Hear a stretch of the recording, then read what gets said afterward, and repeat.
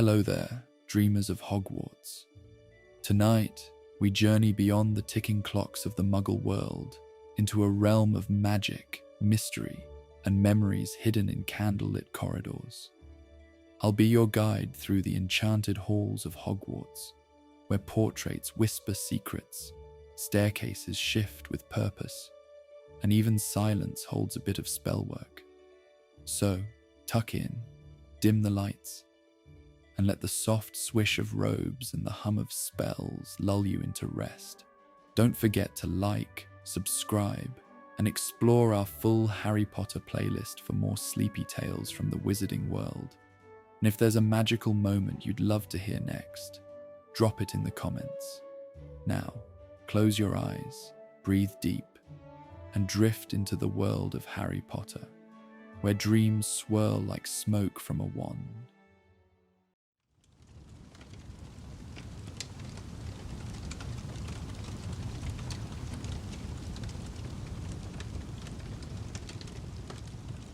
The spiral staircase to the Astronomy Tower seems to go on forever tonight, each step echoing softly in the enclosed space like a gentle heartbeat. Your footfalls create a rhythmic melody, stone, pause, as you follow a small group of students making their way upward through the darkness. The air grows cooler with each turn of the stairs, carrying with it the crisp promise of October night and the faint scent of frost that speaks of winter's approach. Through the narrow windows that punctuate the tower's ascent, glimpses of the castle grounds below reveal themselves in patches of silver moonlight. The lake gleams like polished obsidian, its surface so still it might be frozen already, though you know it's merely holding its breath in the calm of evening. Somewhere in the distance, the whomping willow sways in a breeze too gentle to provoke its usual violence, its branches creating shifting shadows across the lawns. The student leading your small procession is Marcus Blackwood, a 7th-year Ravenclaw, whose usually confident stride seems hesitant tonight. His fingers trail along the stone wall as he climbs, seeking reassurance in the solid presence of the ancient castle. Behind him follows Emmeline Hartwell, a 4th-year Hufflepuff whose homesickness has painted shadows beneath her eyes these past weeks. She clutches a steaming mug of something that smells of cinnamon and comfort, the ceramic warm against her palms. Last comes Timothy Chen, a quiet Ravenclaw whose dreams have been troubling him lately, the same strange vision night after night of a door he can't quite open, a room he can't quite enter. Each of them carries their own weight tonight, their own questions that need answering. And above them, somewhere beyond the castle's highest spire, a comet traces its ancient path across the heavens. The Clarity Comet, which visits the skies above Hogwarts only once every 437 years. The door to the tower's observation deck groans softly as Marcus pushes it open, the sound like an old friend greeting visitors. The night air that rushes to meet them is sharp and clean, carrying the complex perfume of autumn, dying leaves and wood smoke from Hagrid's hut, the last roses from Professor Sprout's garden, and underneath it all, the mineral scent of impending frost. The observation deck spreads before them, a circular platform of worn stone surrounded by a low parapet.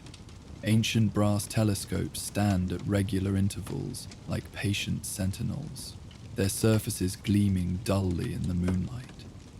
Cushions and blankets have already been arranged in small clusters, Professor Sinistra's doing, no doubt.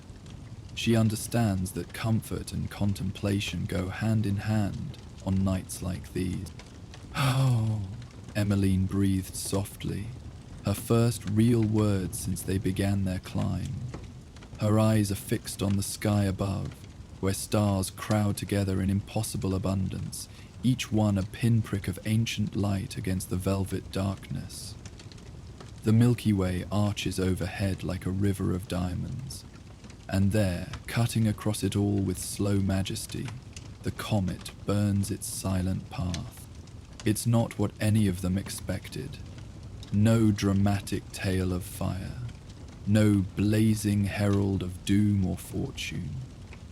Instead, the Chaolity comet moves with serene purpose, its tail a subtle shimmer of silver-purple light that seems to pulse gently, as if breathing. The core glows with a soft luminescence that doesn't hurt to look at directly.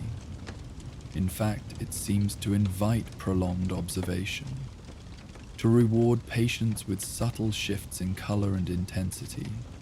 "You made it," a warm voice says from the shadows near the eastern telescope. Professor Sinistra emerges into the moonlight, her midnight brew robes seeming to hold constellations in their folds. Her usually stern face is softened by the night, by the presence of the comet, by something that might be remembered wonder. "I was beginning to worry you'd miss the optimal viewing window." She carries an armload of additional blankets and a basket that steams gently in the cold air. The scent of hot cider wafts toward them, proper cider, rich with apples and spices, enchanted to stay at the perfect temperature, no matter how long the night grows. "Professor," Marcus begins, his voice catching slightly. He clears his throat and tries again. "Professor, is it true? What they say about the comet granting clarity?" Sinistra's smile is mysterious as starlight itself. "What do you think, Mr. Blackwood? You've read the histories, I'm sure. The accounts from 1587, from 1150, from 713? Marcus nods slowly. He has read them, spent hours in the library passing through dusty journals and faded manuscripts. The young witch in 1587 who watched the comet for 3 nights and suddenly understood her calling to become a healer. The wizard in 1150 who found peace with a family feud that had consumed decades of his life. The child in 713 who discovered where her lost familiar had wandered. All different, all profound in their own ways. "But how?" Timothy asks quietly, speaking up for the first time. "How does a comet know what we need to understand?" Professor Sinistra settles onto one of the cushioned areas, her movements graceful despite her age. She pours cider from the enchanted pot into ceramic mugs that appear from the basket, each one warming instantly in the holder's hands. "Perhaps," she says thoughtfully, "it's not about the comet knowing anything. Perhaps it's about what happens to us when we stop long enough to truly look. When we create space for understanding to arise." She hands each student a mug, the ceramic decorated with constellations that seem to move slowly across the surface. The ancient texts all agree on one thing: that clarity comes only in stillness, only in silence. Once the comet reaches its zenith, we observe without speaking, without moving unnecessarily. We simply witness. Emmeline wraps her hands more tightly around her mug, breathing in the sweet steam. The homesickness sits heavy in her chest, a constant ache that makes even her favorite classes feel distant and strange. She misses her mother's kitchen, the way sunlight falls through the windows in late afternoon. She misses her younger brother's laughter, her father's quiet presence reading by the fire. Hogwarts, for all its wonders, feels too big, too full of echoes. "When will it reach its zenith?" she asks softly. Professor Sinistra consults a peculiar brass instrument from her robes, part astrolabe, part clock, part something altogether more arcane. In approximately 43 minutes, we have time to settle, to prepare ourselves. She looks at each student in turn, her dark eyes kind but penetrating. "Remember, seeking clarity is not about forcing answers. It's about creating space for what you already know to surface." They arrange themselves on the cushions, each finding a spot that feels right. Marcus chooses a place near the northern edge where he can see both the comet and the lights of the village below. His future feels like a map with too many possible routes, each one leading somewhere different. His parents expect him to follow his father into the ministry, into a respectable career in magical law enforcement. His heart pulls him towards something else entirely, the ancient art of wand law, a craft considered eccentric at best, foolish at worst by his ambitious family. Timothy settles cross-legged near the center of the platform, his back straight but not rigid. The recurring dream haunts even his waking hours now, always the same, a door of dark wood with silver hinges, a sense of urgent need to enter, but his hand passes through the handle like mist. He's consulted dream interpretation books, even asked the divination professor, but nothing provides answers. The dream feels important, weighted with meaning he can't grasp. Emmeline curls into her blankets near Professor Sinistra, taking comfort in the older woman's steady presence. She pulls out a small photograph from her pocket, her family, waving from their garden, enchanted to blow kisses every few moments. Usually it comforts her. Tonight it only emphasizes the distance. "I'll tell you the full legend," Professor Sinistra says, her voice taking on the cadence of ancient storytelling. "Since we have time, and since stories shared under starlight have their own magic." She adjusts her own blankets and gazes up at the comet, which continues its stately progression across the star field. 437 years is an unusual orbital period, even for magical comets. It suggests a very specific path, one that intersects with particular celestial influences. The first recorded observation was in the year 276 by a wizard named Lucidus the Contemplative. The night wind sighs across the tower, and somewhere below an owl calls out in a voice like liquid moonlight. The students pull their blankets closer, sipping their cider as the professor continues. Lucidus was aptly named, for he spent his life seeking clarity of thought and purpose. He built this very tower, in fact, though it's been rebuilt and modified many times since. On the night the comet first appeared to him, he had been struggling with a profound question: whether to reveal the existence of magic to the Muggle king he served as advisor, hoping to broker a lasting peace between the two worlds. Marcus leans forward slightly, caught by the parallel to his own dilemma between the expected and the desired path. He watched the comet for 7 nights, Sinistra continues. On the 7th night, as it reached its highest point in the sky, he fell into a deep stillness. Not sleep, but something more profound.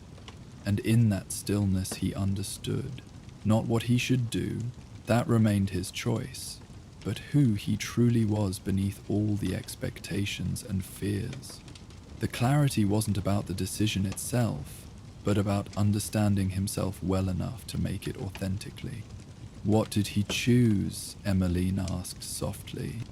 "Chose to remain hidden, to work for peace in subtler ways. But more importantly, he was at peace with the choice, because it came from his truest self, not from fear or external pressure." Professor Sinistra smiles. He lived another 60 years and never once doubted the path he'd taken. The comet pulses gently, as if acknowledging the story of the wizard who first recognized its gift. Around them, other students begin to arrive. Word has spread, as word always does in a castle full of curious young minds. They come in small groups, carrying their own cushions and blankets, their own unspoken questions. A pair of 6th-year Gryffindors who've been fighting for weeks and don't know how to bridge the gap. Slytherin prefect struggling with the weight of family expectations.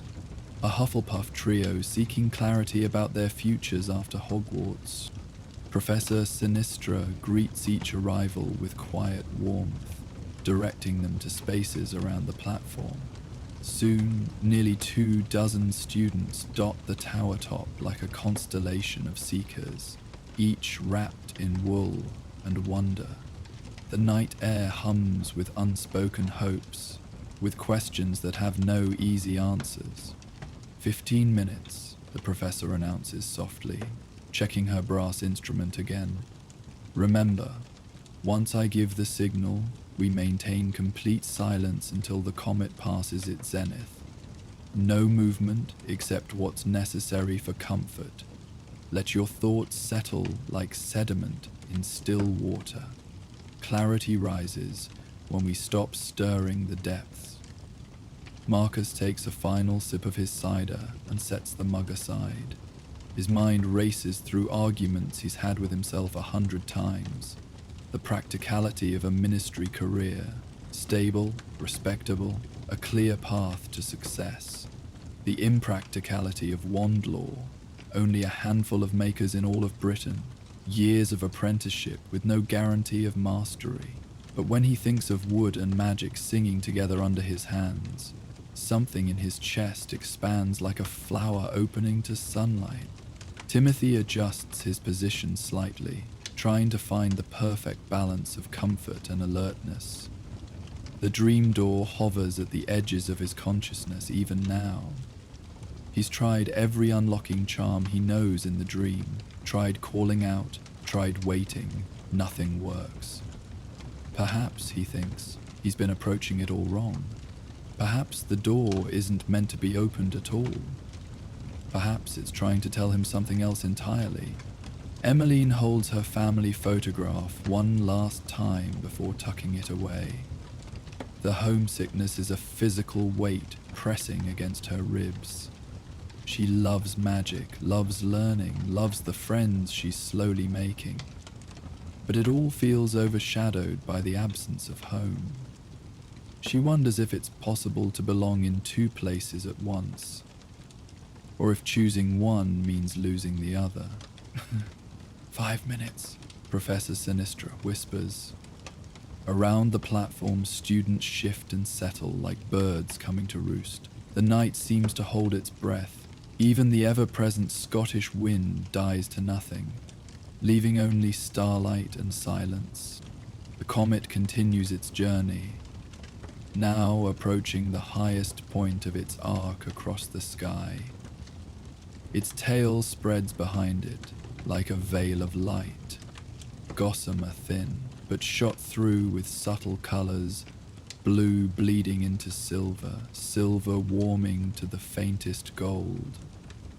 It's beautiful in a way that has nothing to do with spectacle and everything to do with presence. 2 minutes. The professor's voice is barely a breath now. When you're ready, choose a comfortable position and let your gaze soften. You can watch the comet directly or simply let it exist in your peripheral vision. Trust what feels right for you. Marcus lies back on his cushions, spreading his arms slightly to feel the cold stone through the fabric. The position makes him feel grounded and expansive at once. He lets his eyes follow the comet's path without trying to track its movement, allowing it to simply be part of the vast tapestry of night. Timothy remains seated, but lets his shoulders drop, his hands resting loosely on his knees. He focuses on the comet's core, that steady pulse of light that seems to match a rhythm he feels but can't name. The dream door fades from immediate thought, replaced by this singular point of light in the darkness. Emmeline pulls her knees to her chest, making herself small and contained within her nest of blankets. She watches the comet's tail, the way it streams out like hair in water, like thoughts dissolving into peace. The ache of homesickness doesn't disappear, but it shifts, becomes something else, not an absence, but a connection stretched across miles. Now, Professor Sinistra breathes, and then she too falls silent. The silence that descends is unlike any quiet the students have experienced before. It's not merely the absence of sound, though the night is remarkably still, but a quality of presence, of shared purpose that creates its own gentle magic. 24 hearts beating in slow rhythm, 24 minds gradually stilling like ponds after the last ripple fades. The comet reaches its zenith. Time becomes strange, elastic. Minutes might be hours, hours might be heartbeats. The comet hangs at the peak of its arc, and its light seems to intensify without brightening, to deepen without darkening. It pulses with that steady rhythm, and gradually, impossibly, each watcher's breathing falls into sync with it. For Marcus, the stillness brings a memory he'd forgotten. He's 7 years old, visiting his wand-maker great-uncle, who his parents barely acknowledge. The old wizard's workshop smells of wood shavings and magic. "Feel here," his great-uncle says, placing Marcus's small hand on a length of holly. "The wood remembers being a tree. It dreams of leaves and starlight. A good wand maker doesn't shape the wood, he helps it remember what it wants to become." The child Marcus feels the truth of this in his bones, feels the wood humming with patient life beneath his palm. The memory doesn't answer his question directly. Instead, it reminds him of something deeper, that he's always known what calls to his truest self. The fear isn't about making the wrong choice. It's about disappointing people he loves. But in the comet's light, he understands that living someone else's dream is the truest disappointment he could offer them. For Timothy, the stillness brings a shift in perception. The dream door appears in his mind's eye, clearer than ever, but now he sees what he's been missing. The door isn't closed, it's translucent, waiting not to be opened but to be seen through. And beyond it is his grandmother's garden, the one she tended before she passed last spring. The door is memory, is grief, is the barrier between past and present. His unconscious has been trying to tell him that some doors aren't meant to be opened, because what lies beyond already lives within us. He feels tears sliding down his cheeks, but they're not sad. They're recognition, release.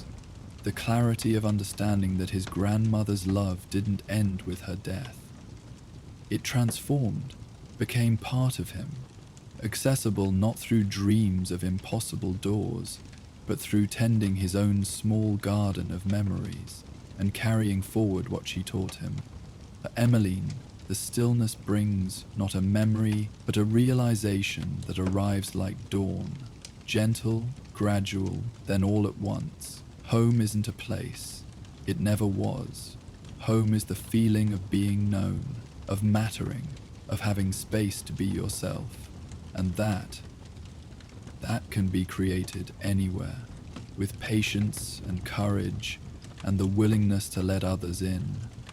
She thinks of her dorm mate Susie, who always saves her a seat at breakfast, of Professor Sprout, who noticed her love of plants and offered extra greenhouse hours, of the house elves who learned she likes extra cinnamon on her porridge, of all the small kindnesses that have been building, brick by brick, a new kind of home, not a replacement for her family, but an extension of the love she learned there. The homesickness doesn't vanish, it transforms, becomes not a weight but a bridge, connecting who she was with who she's becoming. She can miss her family and love them desperately while still being fully present here. The two feelings can coexist without diminishing each other. Around the platform, each student experiences their own moment of clarity, not answers handed down from cosmic authority, but understanding arising from their own depths when given space to surface. The Gryffindor friends see past their pride to the hurt beneath their argument. The Slytherin prefect recognizes the difference between honoring family and losing herself to their expectations. The Hufflepuff trio understands that uncertainty about the future is not failure but possibility. The comet continues its journey, beginning the slow descent from its zenith. The spell of silence holds for long minutes more, no one wanting to break the profound peace that is settled over them like snow. When Professor Sinistra finally speaks, her voice is gentle as starlight. "Slowly now," she says. "Return to yourselves. Move gently when you're ready." Students stir like sleepers waking from the same dream. Some stretch, some sigh, some remain still for minutes more, holding on to the clarity like cupped water. Marcus sits up slowly, his decision crystalline in his mind. Not just what he'll choose, but how he'll explain it to his parents. With love, with gratitude for their dreams for him, but with firm certainty about his own path. Timothy opens eyes he doesn't remember closing. The dream door still exists in his mind, but it no longer troubles him. He knows now that he can visit his grandmother's garden whenever he needs to, not through impossible doors, but through choosing to remember, to honor, to carry forward her gentle wisdom. Emmeline uncurls from her protective ball, feeling lighter than she has in months.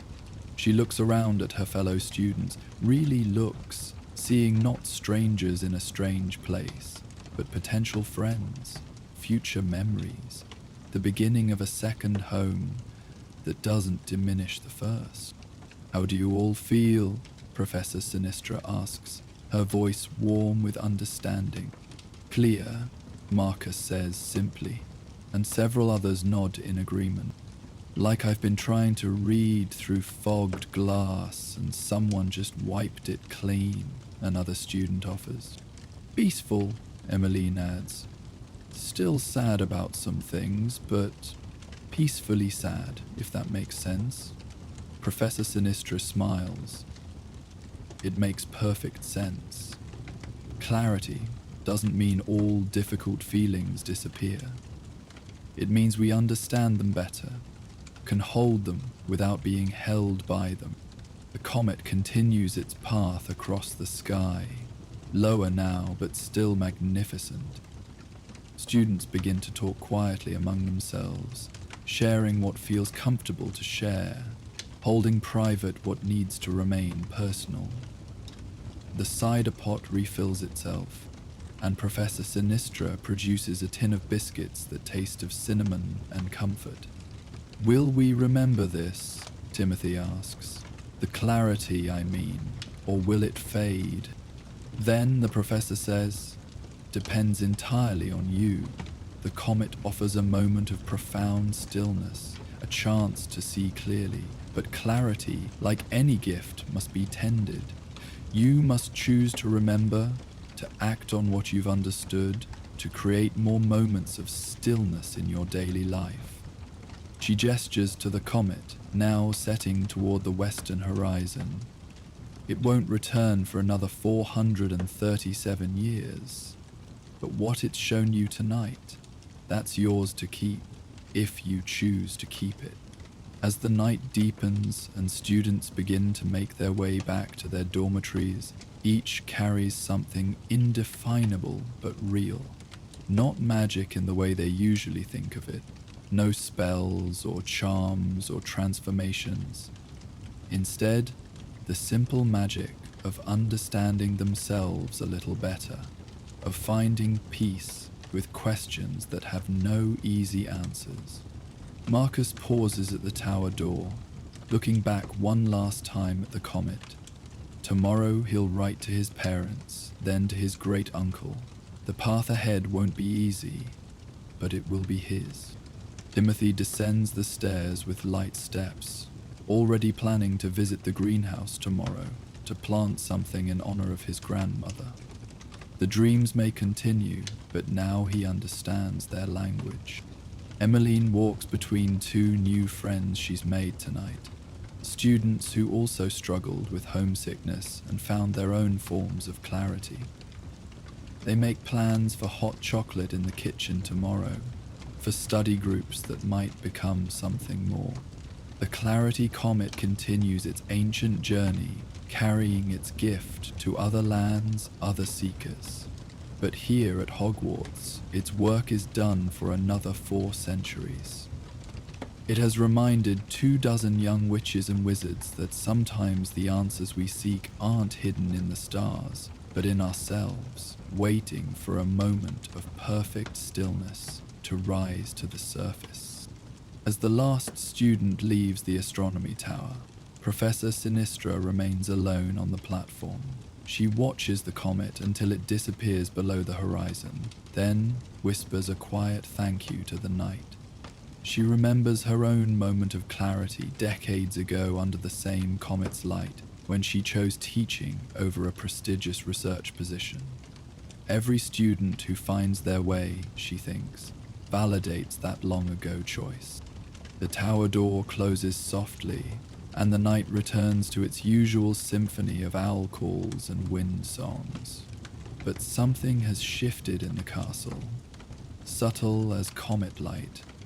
24 students sleep more peacefully tonight, dreams full of stars and possibilities, and the quiet certainty that comes from, finally, truly knowing yourself. High above, the stars continue their eternal dance, keepers of a million stories of clarity found and futures chosen. And somewhere among them, growing fainter with distance but never truly gone, the Clarity Comet carries its gift onward, a messenger of the profound truth that sometimes we must be still to see, silent to hear, and patient to understand what our hearts have been trying to tell us all along. As the gentle light of the Clarity Comet fades into the western sky, another wonder awaits those who watch the heavens above Hogwarts. In our next tale, we discover what happens when the stars themselves begin to walk, and an ancient constellation breaks free from its celestial bonds to trace a mysterious path across the night. Join us next time for The Constellation That Moved. The Tuesday evening astronomy class begins like any other, with students climbing the familiar spiral stairs to the tower observation deck, their breath forming small clouds in the crisp November air. You follow a group of 5th years as they emerge onto the platform, their telescopes and star charts tucked under their arms, quilts and scarves wrapped tight against the Scottish chill. The night sky spreads above them like an ancient manuscript written in light, each star a word in a story that has been telling itself since the beginning of time. The moon hangs at half-sea, providing just enough illumination to see by without washing out the fainter stars. It's the perfect night for constellation mapping, which is precisely what Professor Sinistra has planned.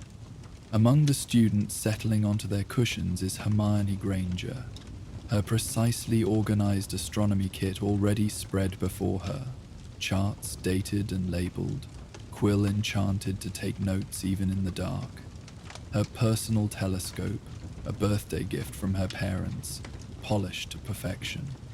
Beside her, Neville Longbottom fumbles with his own equipment, nearly dropping his inkpot before Luna Lovegood steadies it with a dreamy smile.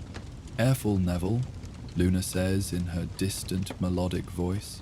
"The ink might be tired. It's been writing all day." Despite himself, Neville smiles.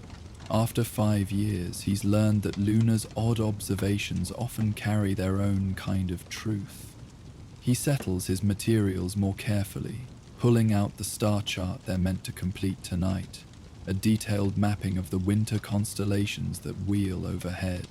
Professor Sinistra moves among them like a shadow given purpose, her dark robes seeming to hold depths of night sky in their folds. "Tonight," she announces, her voice carrying clearly in the still air, "we map the circumpolar constellations, those faithful companions that never leave our northern skies. Who can name them?" Hands rise. "Ursa Major," Terry Boot offers. "The Great Bear." "Ursa Minor," adds Padma Patil. "The Little Bear." Draco, the dragon, Hermione adds precisely, and Cassiopeia, the queen. Excellent. Professor Sinistra approves. These constellations have watched over Hogwarts since its founding, constant as the castle stones themselves. They never set below the horizon, eternal guardians of the northern sky. Begin with Polaris, the North Star, and work outward. I want detailed charts showing not just the major stars, but the minor ones as well. The students bend to their work, the scratch of quills on parchment mixing with the whisper of wind across the tower. It's peaceful, meditative work, plotting the positions of stars that have remained fixed since humans first looked up and saw patterns in the darkness. Hermione works with her characteristic precision, her chart growing into a thing of beauty. Each star exactly placed, magnitude noted, constellation lines drawn with geometric perfection. She's always loved the certainty of astronomy, the way stars follow predictable paths, the way mathematics can describe the dance of celestial bodies. After the chaos of the previous year, with Voldemort's return casting shadows over everything, there's comfort in mapping unchanging stars. She's just beginning to sketch in Ursa Minor when her hand stills. She blinks, looks again, checks her position relative to Polaris.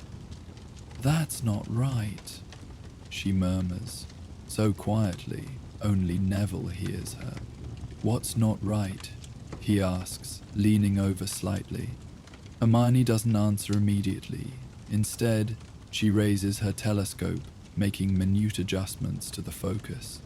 She studies the sky, then her chart from last week, then the sky again. Her sharp intake of breath is loud in the quiet night. "Professor," she calls, her voice carrying an edge of uncertainty that makes several students look up. "Professor, could you come look at this?" Sinistra glides over, her expression curious. "What is it, Miss Granger?" "The minor," Hermione says, offering her telescope. "The constellation. It's moved." A ripple of interest passes through the nearby students. Luna drifts closer, her protuberant eyes reflecting starlight. Neville abandons his own chart to peer over Hermione's shoulder. Professor Sinistra takes the telescope, her movements becoming very still as she studies the sky. Long moments pass. When she finally lowers the instrument, her expression is unreadable. "Show me your calculations," she says quietly. Hermione presents her work, last Tuesday's chart overlaid with tonight's observations. The difference is subtle but undeniable. The constellation known as the Little Bear has shifted approximately 2 degrees eastward, toward the position of the Forbidden Forest on the horizon. "Constellations don't move," Terry Boot protests, having overheard. "They're fixed. That's the whole point."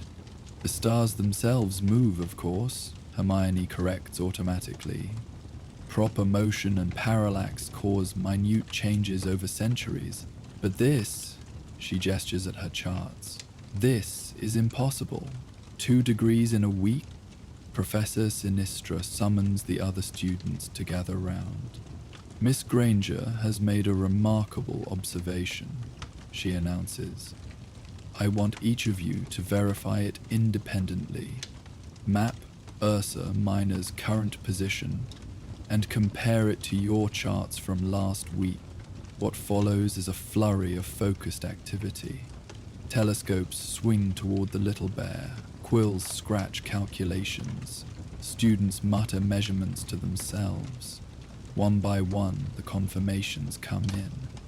The constellation has indeed moved, sliding eastward, across the sky, like a ship adjusting its course. "How is this possible?" Padma asks, voicing what everyone is thinking. Professor Sinistra is quiet for a long moment, her gaze fixed on the wayward constellation. "There are records," she says finally, "of celestial anomalies. Rare events when the ordinary rules of astronomy bend to accommodate greater magic. I'll need to consult the archives, but I believe. She trails off, seemingly lost in thought. Believe what, Professor? Neville prompts gently. She focuses on them again, and there's something in her expression. Not worry exactly, but a kind of intense curiosity. I believe we may be witnessing something that hasn't occurred in over 200 years. A constellation walk. What? Several voices ask at once. Iscient magic, Sinistra explains. Older than Hogwarts itself. Sometimes, very rarely, a constellation will break free from its fixed position and trace a path across the sky. It's not random. They're always going somewhere, seeking something. The last recorded instance was in 1798, when Cygnus the Swan flew south for 3 weeks before returning to its proper place. But why? Hermione asks, her need to understand almost palpable. What makes them move? The answer, Professor Sinistra says with a slight smile, is what we're going to find out. I'm forming a special observation group. We'll meet here each clear night to track Ursa Minor's movement. Who's interested? Every hand rises without hesitation. Even students who normally find astronomy tedious are caught by the mystery. A constellation that breaks the rules? A celestial bear walking across the heavens? How could they resist? The rest of the class passes in a blur of excited speculation and careful observation. By the time they descend the tower's stairs, Ursa Minor has moved another barely perceptible fraction eastward. Whatever journey it's on has only just begun. The next night finds a dedicated group assembled on the tower. Word has spread through the castle like wildfire, helped along by Luna, who told anyone who'd listen about the bear that remembered how to walk.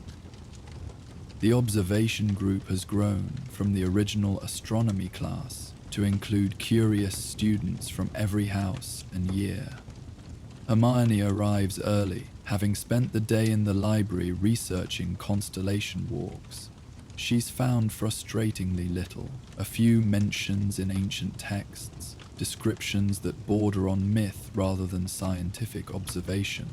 The most detailed account comes from a journal kept by a wizard named Cornelius Starweaver in 1798, but even that reads more like poetry than astronomy. Any luck? Neville asks, settling beside her with his own armload of books. Some, Hermione admits, but it's also vague. Listen to this. The swan flew not through emptiness but through memory, each star a stepping stone across the river of night. What's that supposed to mean? Maybe it means exactly what it says, Luna suggests, appearing as if from thin air. Maybe the constellations remember being something else before they were stars. Neville and Hermione exchange glances, but neither dismisses the idea outright. They've learned that in the magical world, the poetic and the literal often intertwine in unexpected ways.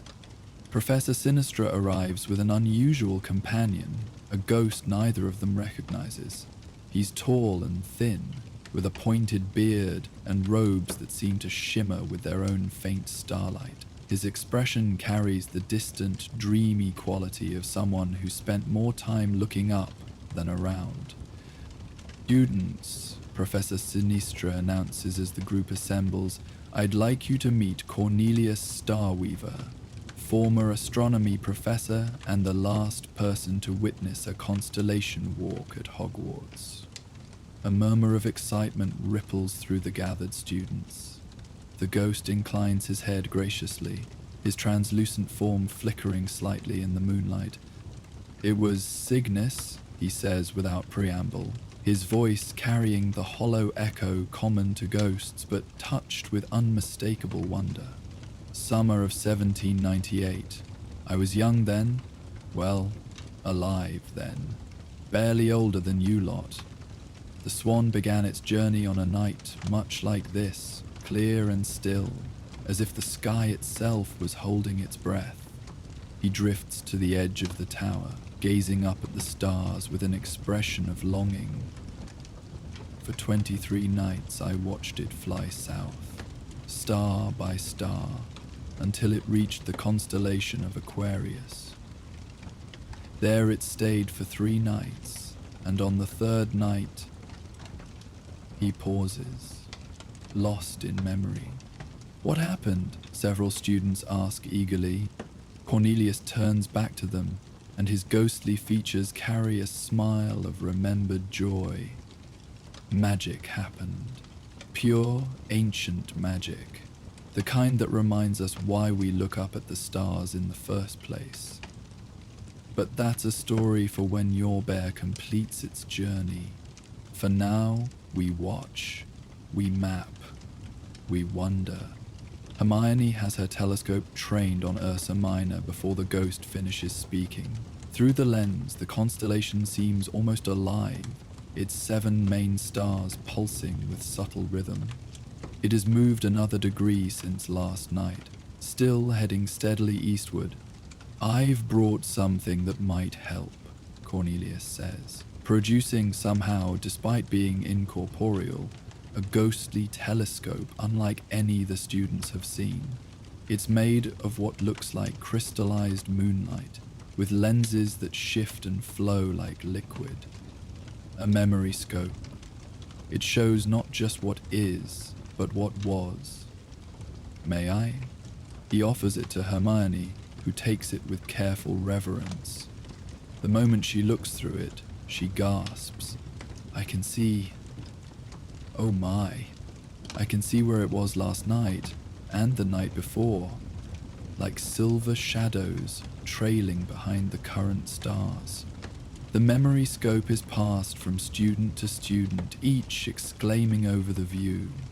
Through it, Ursa Minor's journey becomes visible as a trail of light, each previous position marked by a faint afterimage. The path is steady, purposeful, aimed directly at the portion of sky above the Forbidden Forest.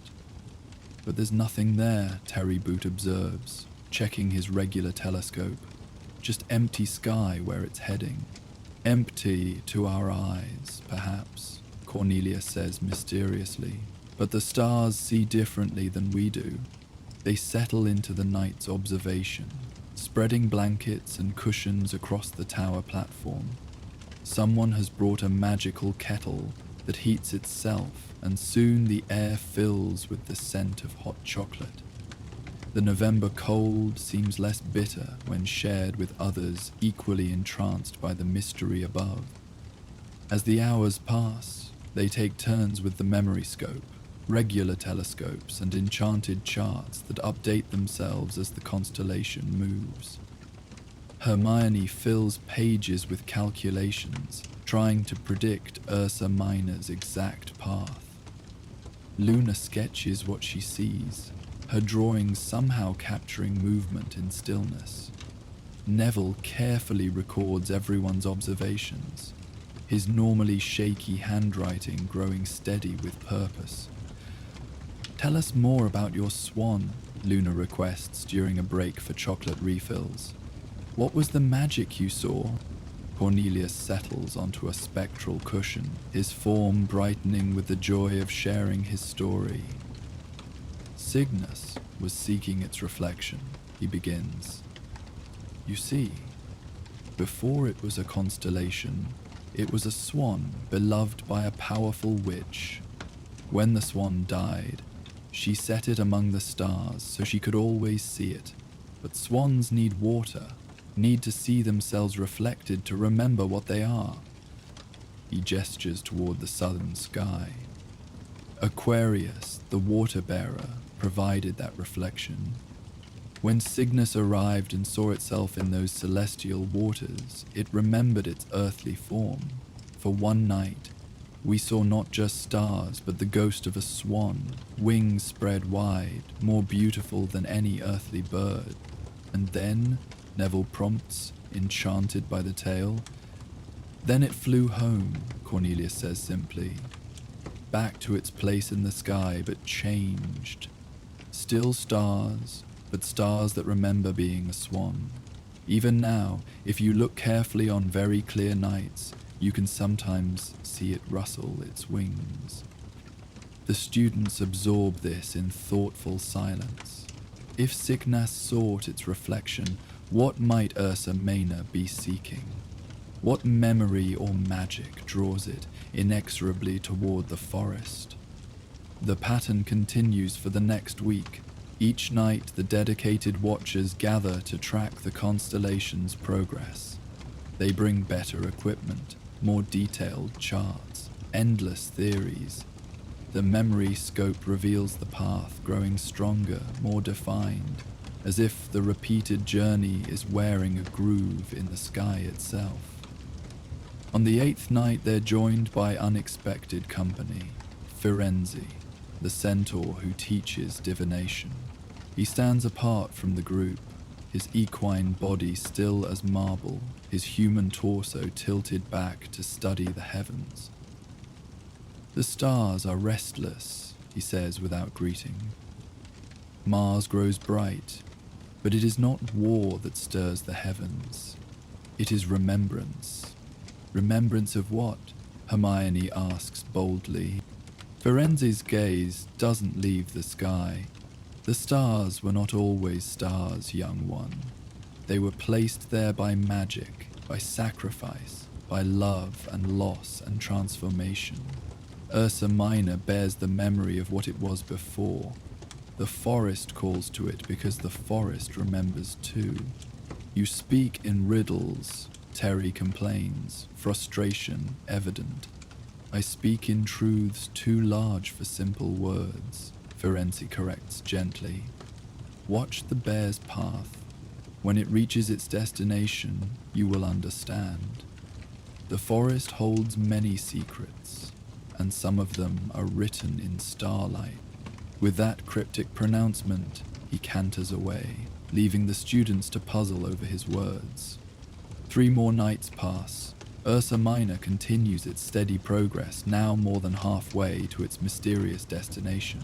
Other professors have begun joining the nightly vigils. Professor McGonagall appears one evening, watching silently for an hour before departing with a thoughtful expression. Even Dumbledore makes an appearance, his eyes twinkling with interest as he examines the constellation through Cornelius's memory scope. Fascinating, is all he says, but Hermione notices him exchange a meaningful look with Professor Sinistra. On the 12th night, something changes. The constellation's movement, previously steady and predictable, suddenly accelerates. Where it had been moving 1 or 2 degrees per night, it now leaps forward 5 degrees in a single hour. It's close, Luna says with certainty. It can feel what it's looking for. They watch with growing excitement as Ursa Major draws ever nearer to its destination. A patch of sky directly above the heart of the forbidden forest. The stars pulse brighter, their light taking on a quality that seems almost eager. Tomorrow night, Professor Sinistra predicts after careful calculation, if it maintains this pace, it will reach its destination tomorrow night. The next day passes with agonizing slowness. Students who've been following the constellation's journey can barely focus on their lessons.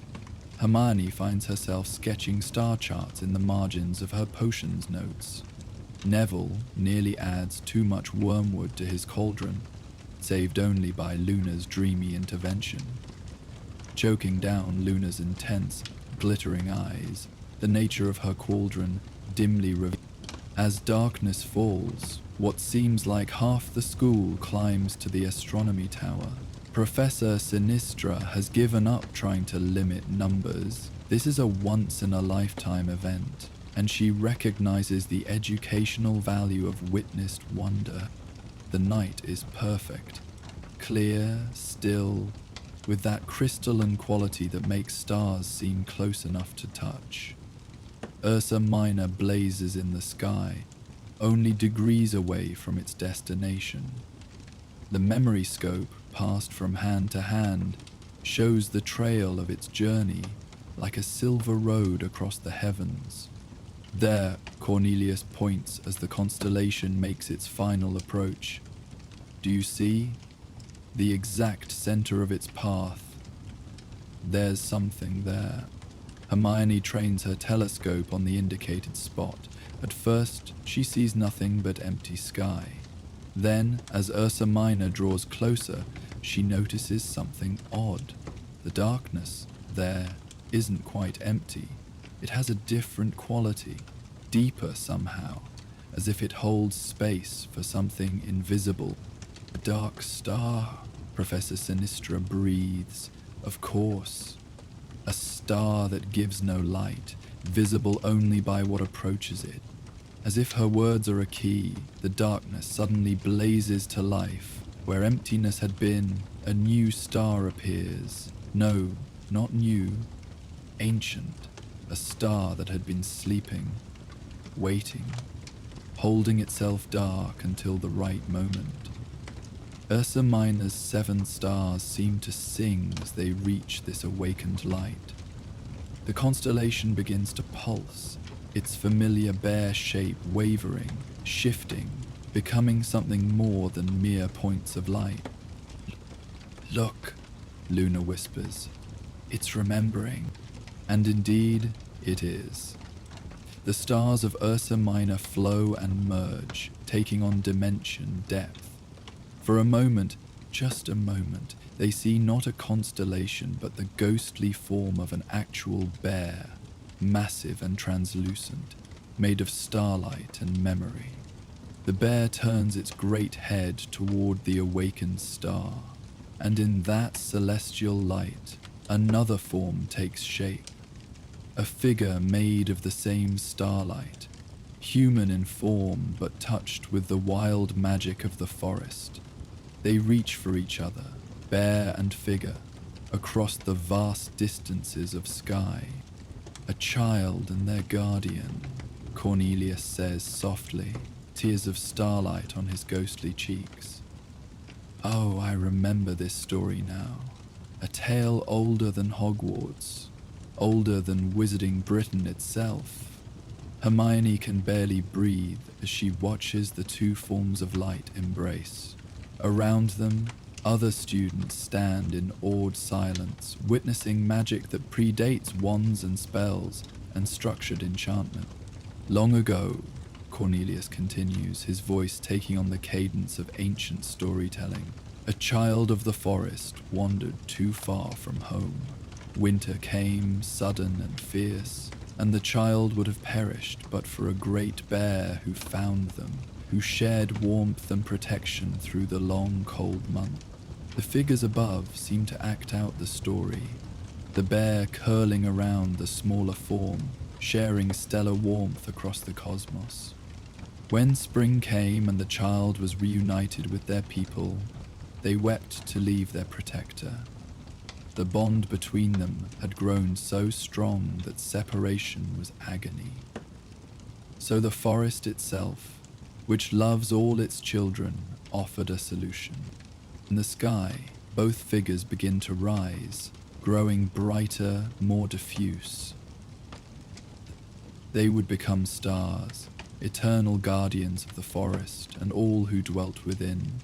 The bear would circle always around the child, who became the pole star, the fixed point around which all else revolves. And once every 2 centuries, when the magic runs strong, they remember their earthly forms and dance their joy across the heavens. As he speaks, the 2 figures of light begin to move together, a celestial dance of reunion and remembrance. They spiral around each other, leaving trails of silver light that linger like laughter in the darkness. Other stars seem to pulse in rhythm with their movement, as if the entire sky celebrates their reunion. But why now? Neville asks softly. Why did Ursa Minor move now after so long? Professor Sinistra, who has been consulting a complex astronomical chart, looks up with understanding in her eyes. The centaurs were right. The stars remember because the forest remembers. And the forest remembers because... She pauses, looking toward the dark line of trees on the horizon. Because something ancient stirs there. Something that calls to the old magic, the deep connections. The dance above reaches its crescendo. Bear and child merge into a single brilliant light that outshines even the moon. For one perfect moment, every star in the sky seems connected by threads of silver, a vast web of light and memory and magic that links all things. Then, gently as a sigh, the light fades. The extra star dims back to darkness, returning to its patient sleep.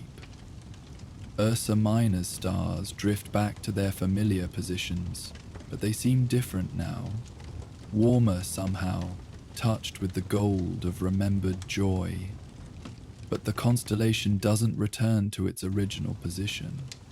Instead, it settles into a new configuration, a few degrees from where it started, facing the sleeping star that marks the forest child's position.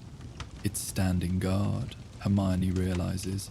The bear is watching over the child, even in sleep. As it always has, Ferenzi's voice comes from behind them. None had heard the centaur approach. As it always will. The stars forget nothing, and love least of all.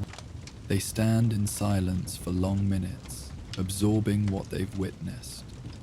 Eventually, students begin to drift away in small groups, talking quietly of magic and memory and the vast connections that link Earth to sky. But the core group remains: Hermione, Neville, Luna, and a few others who've watched every night of the journey. Will it happen again? Luna asks Cornelius. In another 200 years? The ghost smiles. Perhaps. Or perhaps the next constellation to walk will tell a different story. The sky is full of memories, young ones. We've only glimpsed one tonight. As if in response to his words, a shooting star streaks across the sky, followed by another, then another. Soon the sky is alive with falling stars, each one a small celebration, a punctuation mark to the night's wonders. The Leonids, Professor Sinistra notes with satisfaction. Right on schedule. The universe appreciates good timing. They watch the meteor shower in companionable silence, each lost in their own thoughts. Hermione thinks about connection and constancy, how love can transcend form and time. Neville considers guardianship and protection, the bear's patient circling of its charge. Luna simply watches, absorbing the beauty without need for analysis. When the meteor shower begins to wane and the night grows late, they finally prepare to leave. But first, each makes their own farewell to Ursa Minor, changed forever by witnessing its journey. Thank you, Hermione whispers to the constellation, for reminding us that even fixed things can surprise us, that there's always more magic to discover. The stars of the little bear seem to pulse once in acknowledgement, then settle into their eternal vigil. As they descend the tower stairs, Professor Sinistra walks beside them. You've learned something important tonight, she says, something that can't be taught from books or lectures. The universe has a heart, Neville says quietly, surprising himself with the poetry of it. Precisely, Mr. Longbottom. And that heart beats in rhythm with our own, if we're still enough to feel it. They emerge into the castle proper, where the everyday magic of Hogwarts continues. Portraits snoring in their frames, ghosts drifting through walls, the staircases rearranging themselves for the night. But it all seems touched with extra wonder now, connected to the vast dance of stars above. In the days that follow, the Astronomy Tower becomes a pilgrimage site of sorts. Students come to see Ursa Minor in its new position, to hear the story of its journey, to search for their own connections between Earth and sky. Some claim they can see the sleeping star if they look just right. Others swear the bear's stars pulse with protective warmth. Hermione documents everything in a detailed journal that will eventually find its way into the Hogwarts library's restricted section. Neville tends a new section of the greenhouse dedicated to night-blooming plants, claiming he can feel them responding to Ursa Minor's new position. Luna creates a ceiling mural in the Ravenclaw common room, showing the constellation's journey, complete with moving stars that trace the path each night. And in the Forbidden Forest, creatures both magical and mundane look up through gaps in the canopy to see their guardian shining above. The centaurs nod knowingly, the unicorns dance in moonlit clearings. Even the acromantulas pause in their hunting to acknowledge the ancient magic renewed. For Ursa Minor has not just moved, it has reminded everyone who witnesses its journey that the universe is alive with connection, with memory, with love that transcends form and distance. The stars are not cold, distant lights, but participants in the grand story of existence, each one a word in the ongoing tale of magic and wonder. The constellation remains in its new position to this day, the eternal bear keeping watch over the sleeping child of the forest. And sometimes, on very clear nights when the magic runs strong, those who know where to look can see it shift slightly, leaning toward its charge with protective love that has lasted millennia and will last millennia more. For this is the true lesson of the constellation that moved, that love, once given freely, becomes part of the very fabric of the universe. It writes itself in starlight, in forest shadows, in the hearts of all who witness its power, and like the stars themselves, it endures, patient, constant, and eternally beautiful in its simplicity. The bear watches, the child sleeps, and all is well in the turning of the heavens. As Ursa Minor settles into its protective vigil above the Forbidden Forest, another gentle mystery awaits discovery in the highest reaches of Hogwarts. In our next tale, a lonely student finds an unexpected companion whose nightly ritual holds the key to a love story written in starlight. Join us next time for The Owl and the Shooting Star. The Astronomy Tower stands empty tonight save for a single figure hunched over a star chart at the eastern balustrade. Eleanor Ashwood, a sixth-year Ravenclaw, has claimed this solitary hour for extra credit observation, though in truth the credits matter less than the silence. Up here, with only the stars for company, the loneliness that follows her through Hogwarts' crowded corridors feels less like a weight and more like a choice. She adjusts her telescope's focus, scanning the eastern horizon where Perseus rises with his hero's collection of stars. The November wind carries ice in its teeth, but she's wrapped herself in her grandmother's quilted cloak, charmed to hold warmth like captured sunshine. Her breath mists in the cold air as she makes notes in her observation journal, her handwriting precise even in the darkness. Eleanor has always been most comfortable in quiet spaces, in the margins of things. While her housemates debate and discuss in the common room below, she seeks the empty classroom, the forgotten alcove, the midnight tower. It's not that she dislikes people, she simply finds their constant presence exhausting, like trying to read a book in a room full of mirrors, every surface reflecting back noise and motion. She's just noting the position of Algol, the demon star that winks in Perseus's hand, when she hears it, the soft rush of wings displacing air. An owl lands on the stone railing not 3 feet from where she sits, and Eleanor freezes, not wanting to startle it away. It's a barn owl, its heart-shaped face pale as moon pearl in the darkness. Not one of the school owls. She knows them all by sight, has watched them come and go from the owlery for 6 years.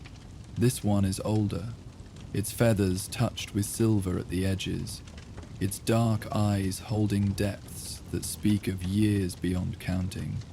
"Hello," Eleanor whispers, the word barely more than breath.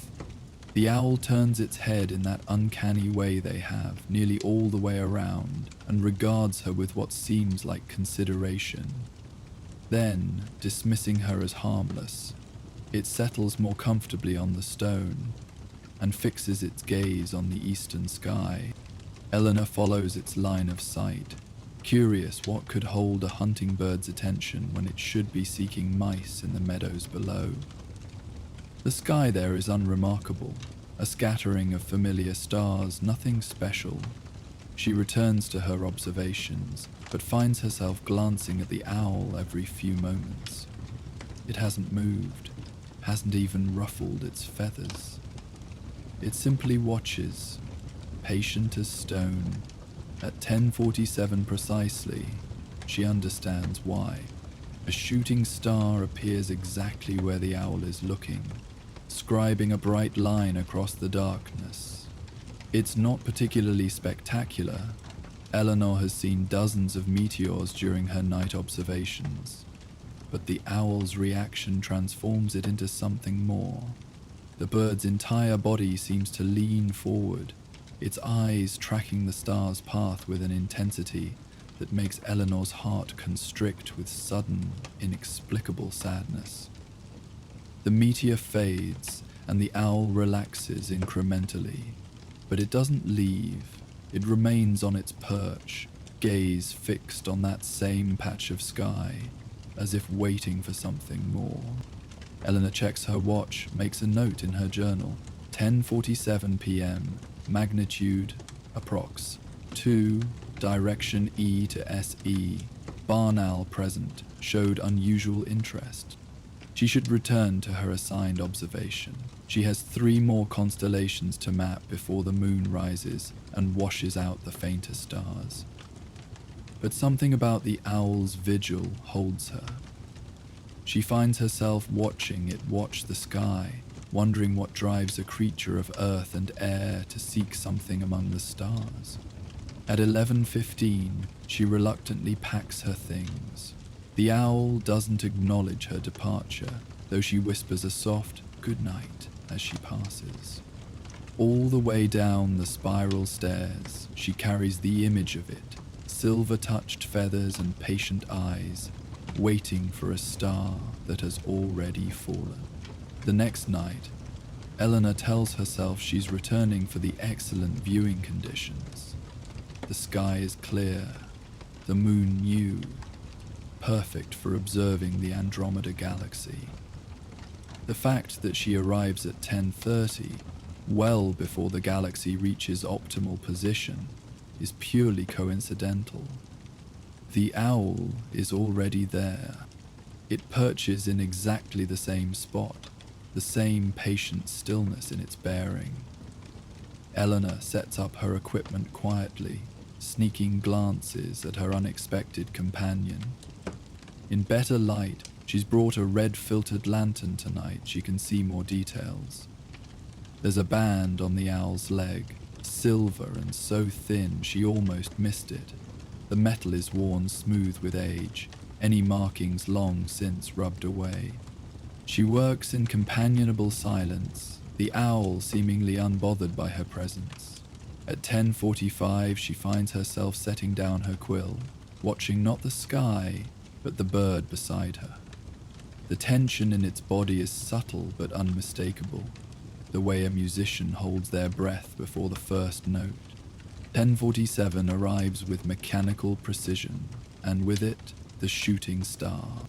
Same trajectory, same brightness, same duration. Eleanor would dismiss it as coincidence. Meteors often follow similar paths, but the owl's reaction argues against chance. This time, she watches more carefully. The bird doesn't just observe the star, it seems to commune with it, its entire being focused on those few seconds of light, with an intensity that speaks of ritual, of promise, of something Eleanor can't quite name. When the star fades, the owl turns its head and looks directly at her. The moment stretches between them, human and bird examining each other across the divide of species. Then the owl ruffles its feathers once, a gesture that seems almost like acknowledgement, and returns to its vigil. Eleanor makes a decision. She reaches into her bag and pulls out a small packet wrapped in waxed paper. Shortbread biscuits her mother sent, flavored with lavender and honey. She breaks off a corner and places it carefully on the stone between them, an offering of sorts. The owl considers the crumb for a long moment, then delicately takes it in its beak. The gesture feels like acceptance of more than just food. They sit together until nearly midnight, Eleanor working through her observations while the owl maintains its watch. No more shooting stars appear, though the owl doesn't seem disappointed. It waits with the patience of something that has been waiting a very long time, and can wait longer still. When Eleanor finally packs up to leave, she pauses by the owl's perch. "Same time tomorrow?" she asks, feeling only slightly foolish for talking to a bird. The owl blinks once, slowly, which Eleanor chooses to interpret as agreement. A week passes in this fashion. Each night, Eleanor climbs the tower to find the owl already in position.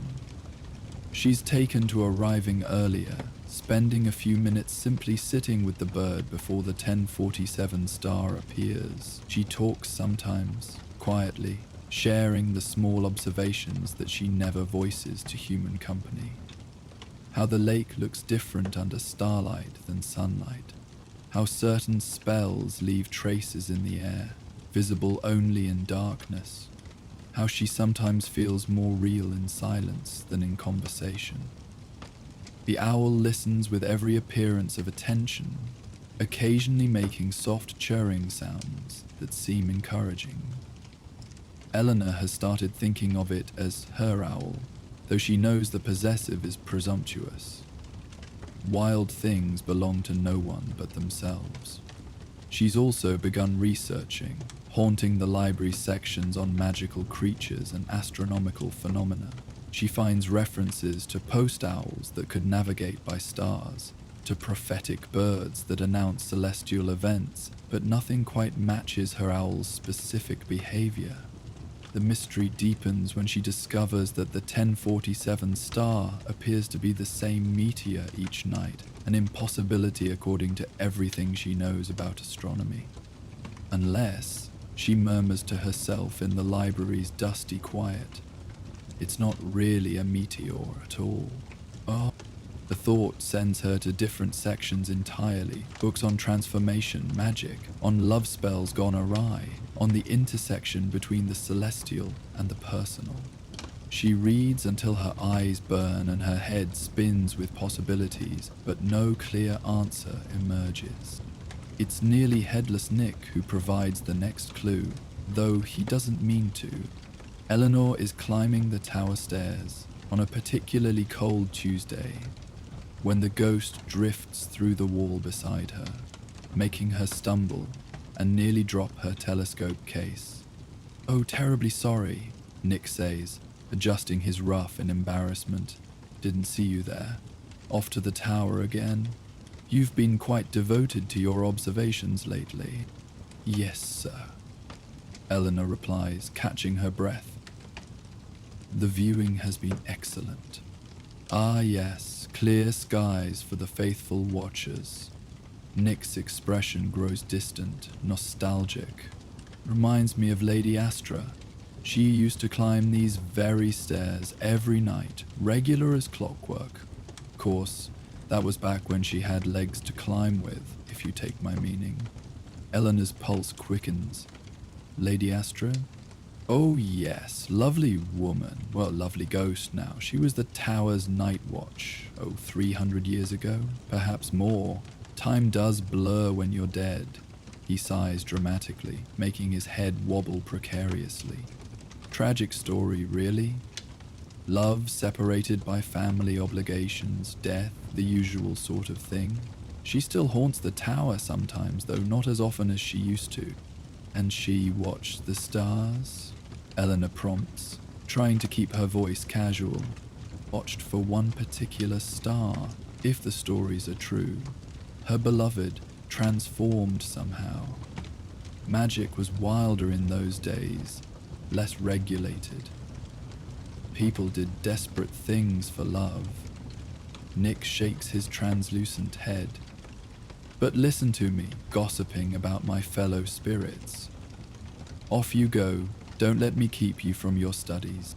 He drifts away through another wall before Eleanor can ask more questions, but she has a name now, Lady Astra, and that's enough to send her back to the library tomorrow. Tonight, though, she climbs to the tower with new understanding brewing in her mind. The owl waits in its customary place, but now Eleanor looks at it differently. The silver band on its leg catches the starlight, and she wonders whose fingers placed it there, how many centuries ago. You're waiting for someone, aren't you? She says softly as she sets up her equipment. Someone specific. The owl turns those depthless eyes on her, and Eleanor could swear she sees acknowledgement there. When she offers tonight's treat, crystallized ginger from Honeydukes, the owl takes it with what seems like gratitude for more than just the sweet. At 10:47, the star appears exactly on schedule. This time, Eleanor watches not through her telescope, but with her naked eye, trying to see what the owl sees. The meteor seems to pulse as it crosses the sky, and for just a moment, so brief she might have imagined it, she swears it traces the shape of a heart. The owl's soft, mournful hoot when the star fades confirms what Eleanor is beginning to understand. This isn't just observation. It's communion. It's love made manifest in the only way left to these separated souls.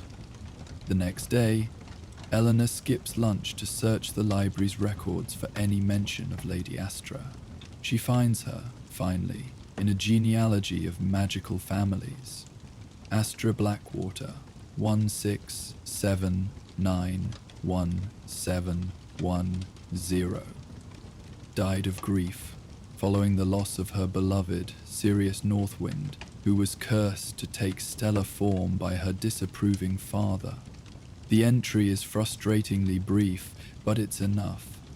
Eleanor cross-references with books on transformation curses, on stellar magic, on bonds that transcend death. Piece by piece, a story emerges. Astra and Sirius, young lovers separated by class and family expectations. Her father, a powerful wizard who saw his daughter's attachment to a mere wandering spellwright as beneath their station. A curse meant to separate them forever. Sirius transformed into a shooting star, able to appear for only moments each night. Astra's decades of faithful watching, even after death claimed her mortal form, and Eleanor's breath catches as she reads a footnote in a particularly old grimoire. The Northwind curse can be sustained only by the cursed's acceptance.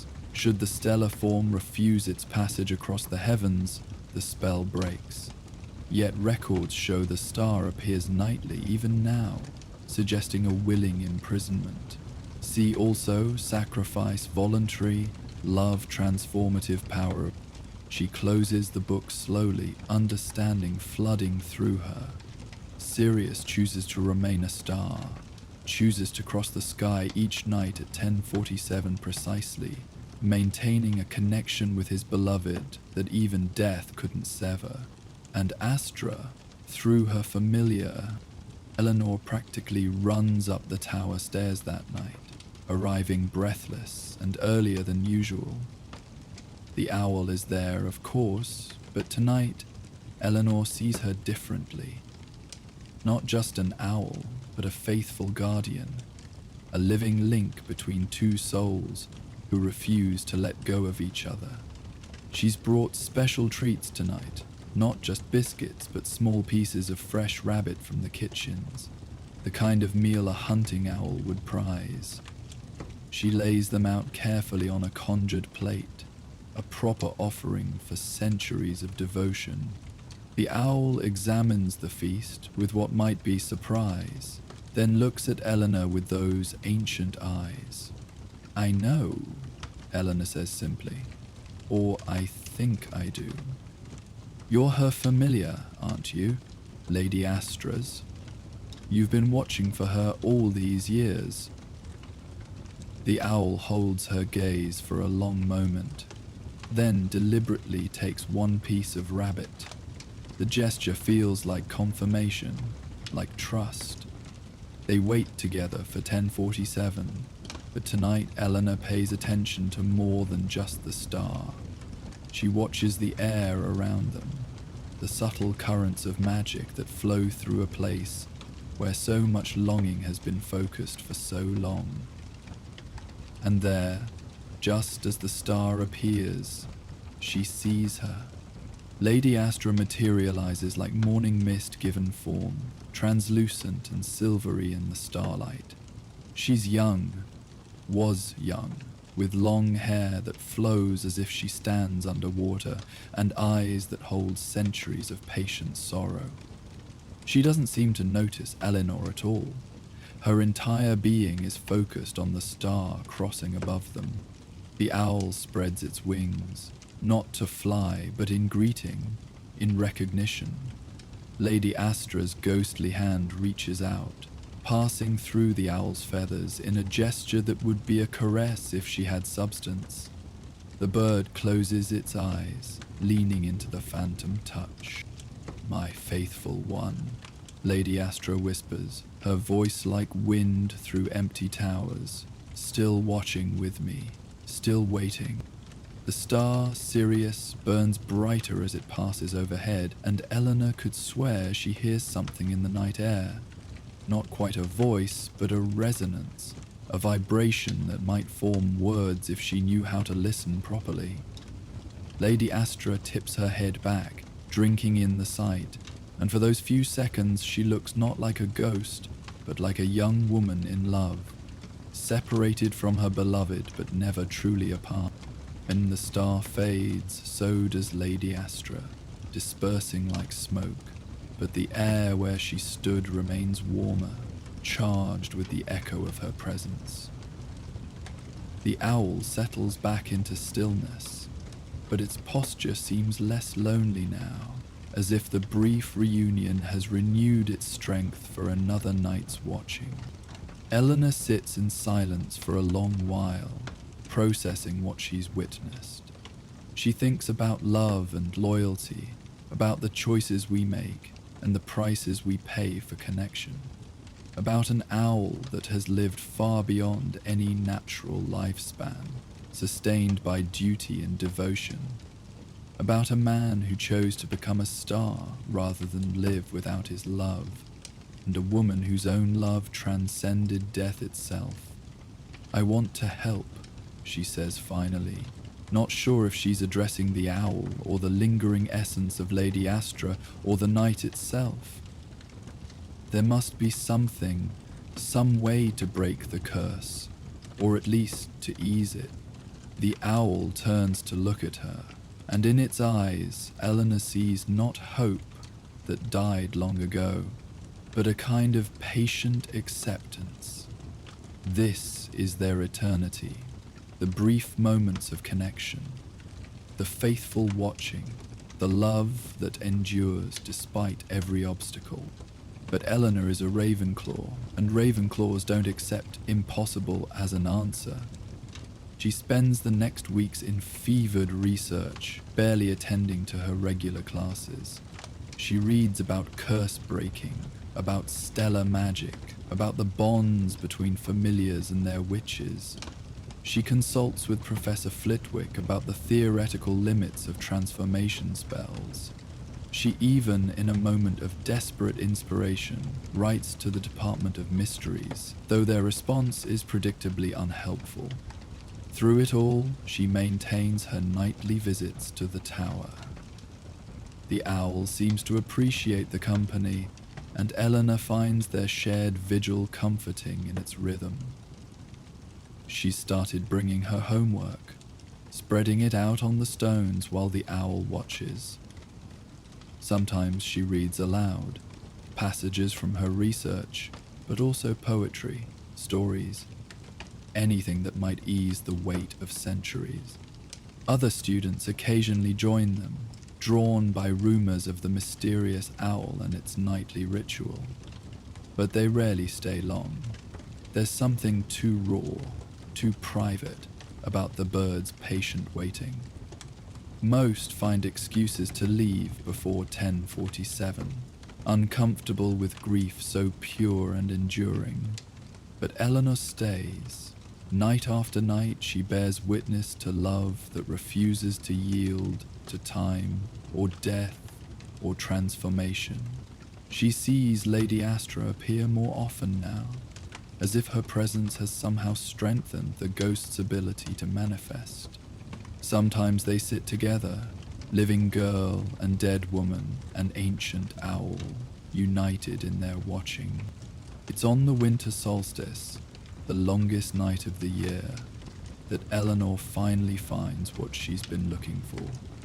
Hidden in a book so old its pages crumble at her touch, written in Latin so archaic she needs 3 translation guides to parse it.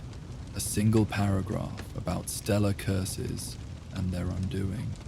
The cursed may not break their own bonds, she reads by wandlight in the library's deepest corner, but those who witness their sacrifice may offer release, not through magic forced, but through magic freely given. See, substitution, willing, transformation, reflected, love, magnified. The rest of the page is too damaged to read, but Eleanor thinks she understands. She can't break Sirius's curse directly. He's chosen it, maintains it through his own will. But she might be able to offer something else, another option, a way for love to express itself that doesn't require eternal separation. She spends 3 days preparing, gathering materials, practicing the delicate wand movements. It's not a spell exactly, more like an offering, a magical suggestion that the universe can accept or reject. She tells no one what she's planning. This feels too personal, too sacred to share. On the night of the new moon, when darkness is absolute and stars shine their brightest, Eleanor climbs the tower with her supplies. The owl is there, of course, but tonight it seems agitated, ruffling its feathers and shifting on its perch. It's all right, Eleanor soothes, setting up her materials in a careful circle. I'm not trying to change anything you don't want changed. I want to offer a choice. She works quickly but carefully, drawing runes in silver dust, lighting candles that burn with cold flame, placing at the cardinal points items that represent transformation: a butterfly's wing, a snake's shed skin, water frozen mid-fall, a seed just beginning to sprout. At 10:43, she steps back and waits. The owl watches with unusual intensity, and Eleanor could swear she feels other presences gathering, not visible, but there nonetheless. At 10:45, Lady Astra materializes, more solidly than Eleanor has ever seen her. The ghost looks at the circle, at Eleanor, and something like hope flickers in her ethereal features. "What are you doing, child?" she asks, her voice stronger tonight.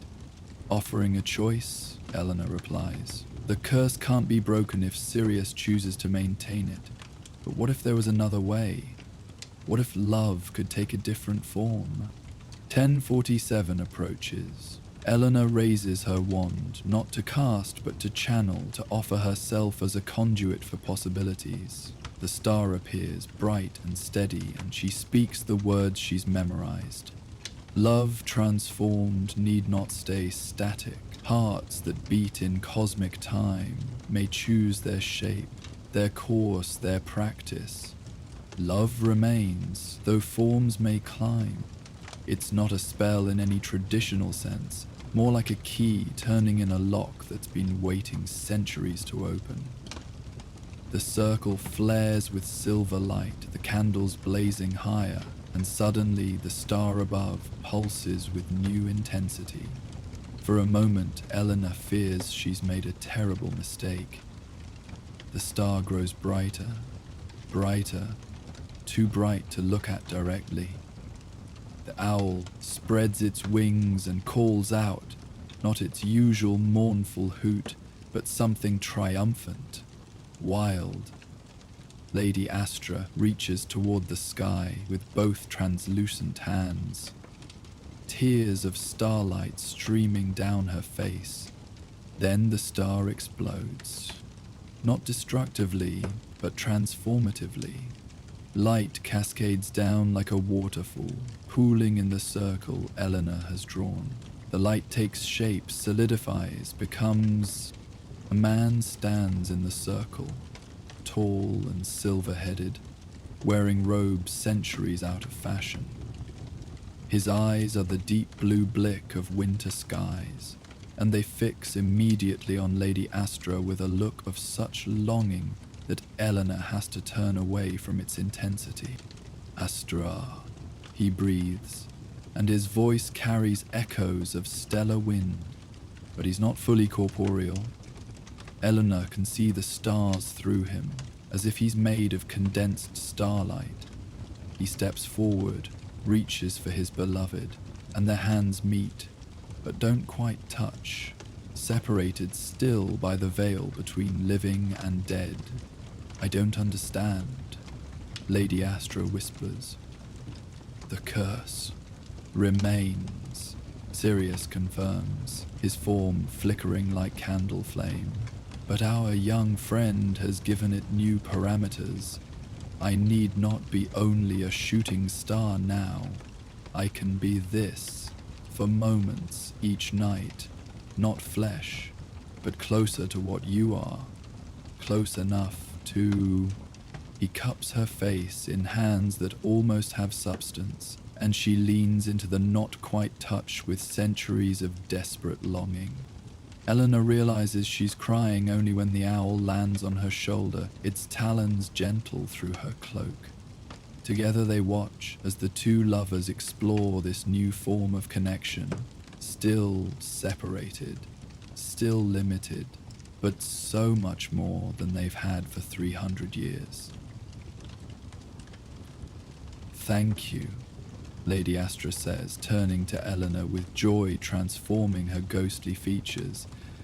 Thank you for seeing us, for caring about strangers' grief, for offering what we couldn't imagine to ask for. It's not perfect, Eleanor warns. He'll still have to return to star form. You'll still be Ghost, and he'll be...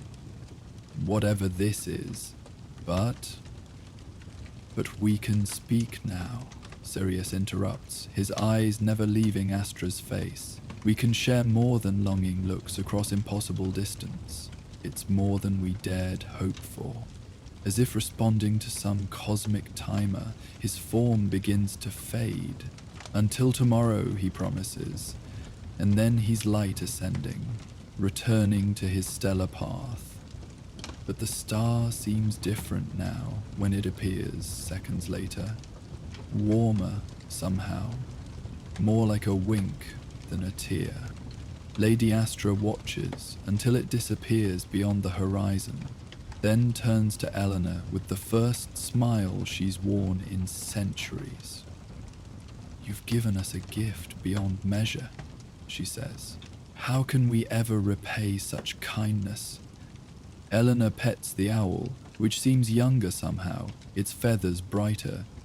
"Just be happy," she says simply. That's payment enough. From that night forward, the tower's 1047 ritual changes.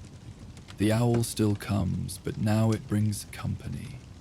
Other owls, drawn by some inexplicable instinct to witness the nightly reunion.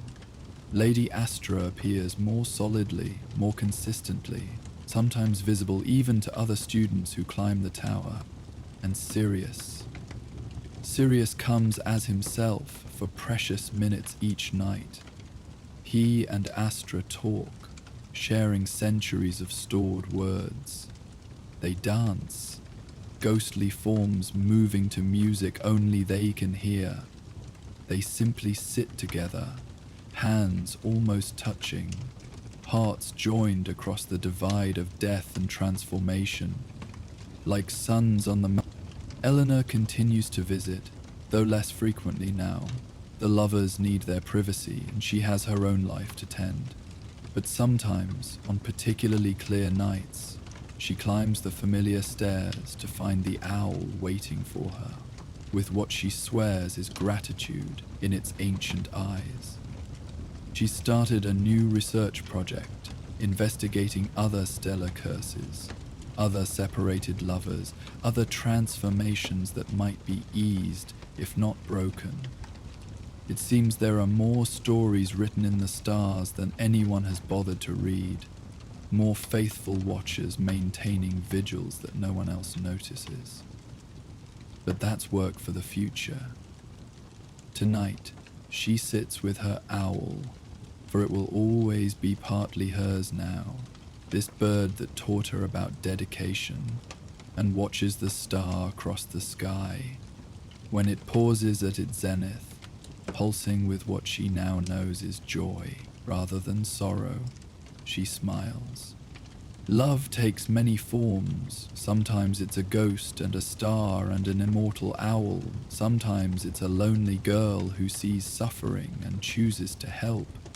Sometimes it's as simple as showing up, night after night, to bear witness to someone else's pain until you find a way to transform it into something bearable.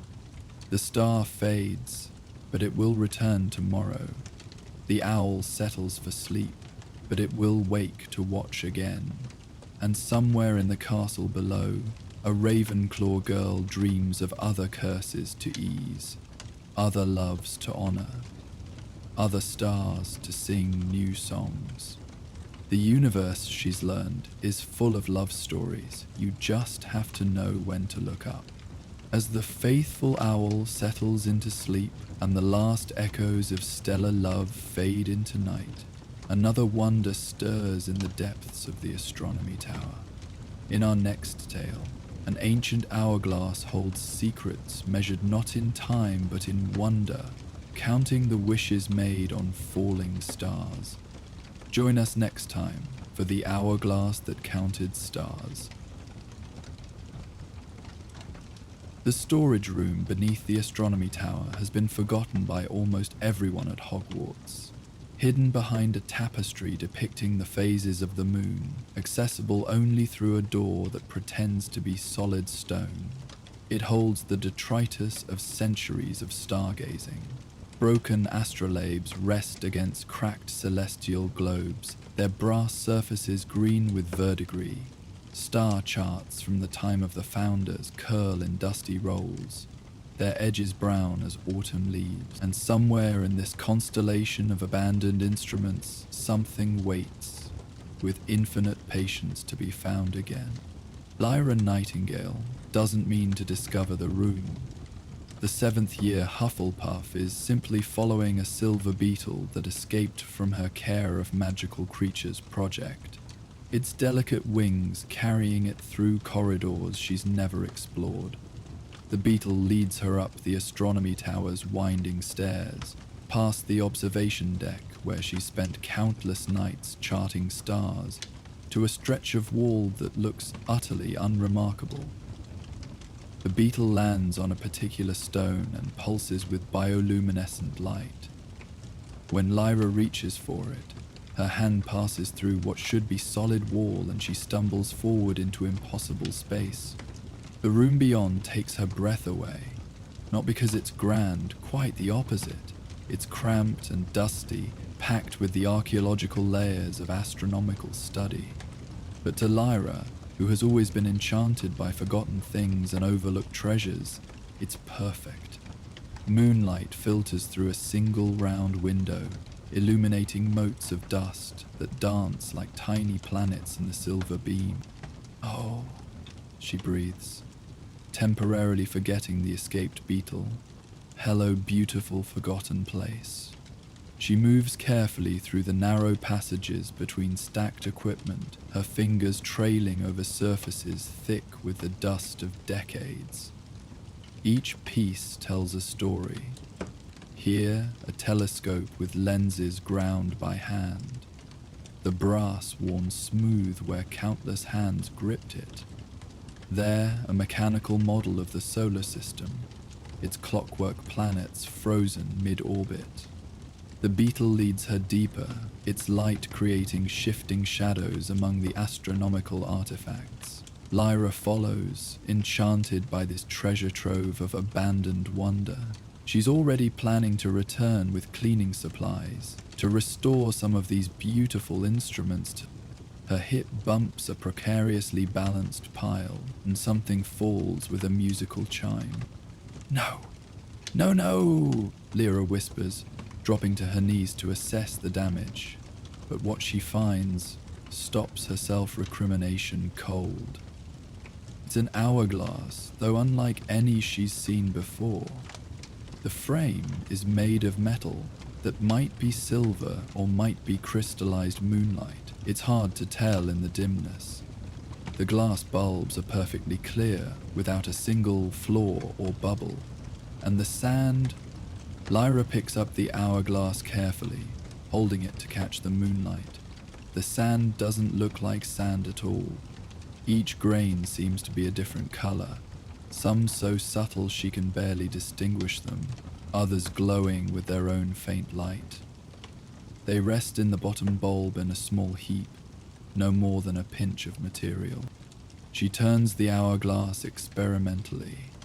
The grains fall, but not with the steady stream she expects. Instead, they descend one at a time, each grain taking its own sweet time to navigate the narrow passage between bulbs. As each one falls, it makes a soft sound, not quite a chime, not quite a sigh, but something musical and melancholy. "Curious," Lyra murmurs, settling cross-legged on the dusty floor to watch. 5 grains fall in the time it takes her to get comfortable. She watches, mesmerized, as a pearl-white grain spirals slowly down, followed by one the deep blue of evening sky. Each seems to have its own weight, its own speed, its own song. She's so absorbed in watching that she doesn't immediately notice what's happening in the sky outside the round window.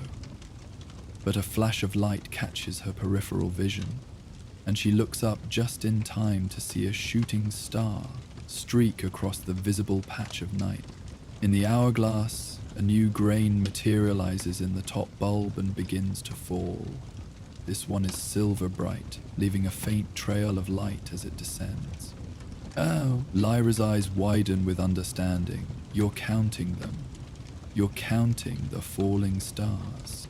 As if in confirmation, another meteor crosses the sky, and another grain appears, this one golden as summer sunshine. Lyra watches in delight as the hourglass adds each falling star to its collection, each grain unique in color and luminosity. She stays in the forgotten room until the sky begins to lighten, the escaped beetle long forgotten. It has made itself at home in a corner, content to illuminate cobwebs. By dawn, the hourglass has collected perhaps 30 grains, each one a captured wish, a moment of wonder preserved in crystallized light. Lyra carries the hourglass carefully back to her dormitory, cradling it like a newborn. Her roommates are still asleep, so she sets it on her bedside table and watches a few more grains fall before exhaustion claims her. Her dreams are full of colored sand and falling stars, each grain whispering secrets she can't quite understand. She wakes to excited voices. Lyra, what is that? It's beautiful. Is it counting something? Look, another one just appeared. The colors. I've never seen anything like it. Her roommates cluster around her bed, watching the hourglass with the same fascination that captured Lyra. Even in daylight, with no visible stars, occasional grains still materialize and fall. Daytime meteors, Lyra realizes, invisible to the eye, but still burning through the atmosphere, still carrying whatever magic falling stars possess. Where did you find it? Susan Bones asks, reaching out to touch the frame before pulling back, uncertain. Lyra tells them about the forgotten room, the beetle chase, the discovery. By breakfast, word has spread through Hufflepuff House. By lunch, students from other houses are asking to see the mysterious hourglass. By dinner, Professor Sinistra herself appears at the Hufflepuff table. Miss Nightingale, the astronomy professor says, her dark eyes bright with interest. I hear you've made quite a discovery. May I? Lyra nods, leading the professor to the common room where she's set up the hourglass on a study table. A small crowd has gathered, watching the slow fall of multicolored grains with quiet wonder. Professor Sinistra's intake of breath, when she sees it, is audible. Merlin's beard, she whispers. It's Maestro Stellarius's lost hourglass. I thought it was a myth. She conjures a chair and sits, never taking her eyes off the falling grains. Maestro Stellarius was a magical astronomer in the 15th century. Brilliant, eccentric, obsessed with the idea that falling stars were more than just burning cosmic debris. He believed each one carried a wish, a dream, a moment of human hope sent skyward. A new grain appears, rose-pink and pulsing, and begins its descent. He created this hourglass to prove his theory, Sinistra continues. Each grain represents not just a falling star, but the wish made upon it.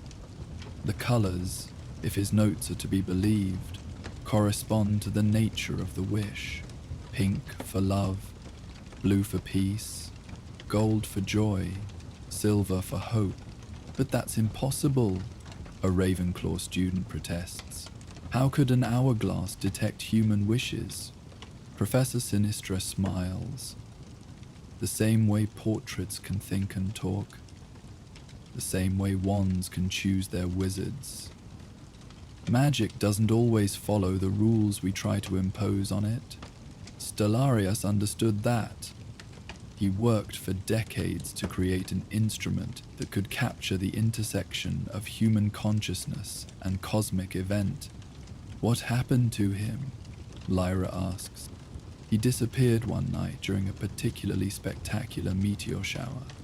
Some say he found a way to follow the wishes back to their source.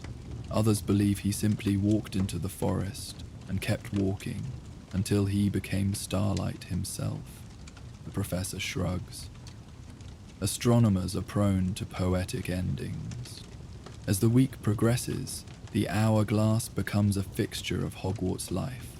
Students stop by the Hufflepuff common room between classes to watch a few grains fall, to try to decode the colors, to make their own wishes on the cosmic sand. Lyra finds herself the unofficial keeper of the hourglass, maintaining a journal of observations. She notes that certain colors appear more frequently during different times of day. Gold grains dominate the morning hours, wishes for good days ahead, perhaps. Blue clusters in the evening, when people seek peace after long days. Silver appears most often late at night, the color of hope persisting in darkness. but it's the rare grains that fascinate her most. Once, a grain appears that seems to be made of compressed rainbow, shifting through every color as it falls. Another time, a grain so dark it seems to absorb light rather than emit it, falling faster than all the others as if weighted with desperate need.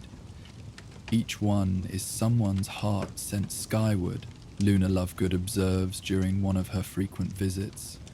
She's taken to composing small poems for each color, whimsical verses that somehow capture truths Lyra can't articulate. Isn't it wonderful that the universe keeps track? The journal fills with observations, theories, sketches of particularly beautiful grains. Other students contribute their own insights. Hannah Abbott swears the pink grains glow brighter when she's thinking about her crush. Ernie Macmillan claims the green ones' wishes for success, they've decided, appear more frequently before exams. It's a Tuesday evening, 3 weeks after the discovery, when things change. Lyra is alone with the hourglass, updating her journal while half watching the steady fall of grains. The common room is quiet. Most students are at dinner or in the library. She's just noting the appearance of a particularly lovely violet grain when she realizes the hourglass is filling faster than usual. Where grains had been appearing every few minutes, now they manifest every few seconds. The top bulb, usually nearly empty, begins to accumulate a small pile of waiting wishes. And the colors, oranges and reds and electric blues she's never seen before. "What's happening?" she whispers to the hourglass, as if it might answer. She doesn't have to wait long to find out. Justin Finch Fletchley bursts through the common room entrance, eyes bright with excitement. "Lyra, come quick! There's a meteor shower starting. Unexpected, not on any charts. The whole school's heading to the grounds to watch."